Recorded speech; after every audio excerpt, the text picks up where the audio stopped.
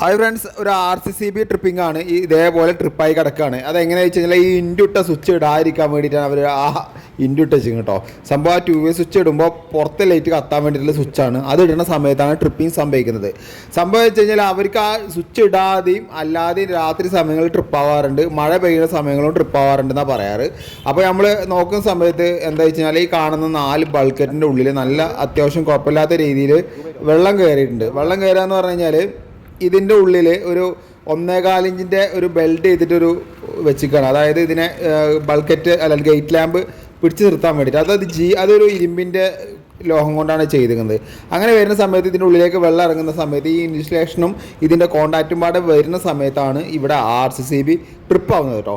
അപ്പോൾ ന്യൂട്രലാണ് ഈ സംഭവം വരുന്നത്. സ്വിച്ച് ഇടുന്ന സമയത്ത് ട്രിപ്പ് ആവുന്നത് ഇതിൻ്റെ ഉള്ളിൽ കണ്ടോ. നല്ല അത്യാവശ്യം കുഴപ്പമില്ലാത്ത രീതിയിൽ ബൾബിൻ്റെ ഉള്ളിൽ വെള്ളം വരുന്നുണ്ട്. അപ്പോൾ അതിൻ്റെ ഡീറ്റെയിൽസ് വീഡിയോ നമ്മളെ യൂട്യൂബിൽ വരുന്നുണ്ട്.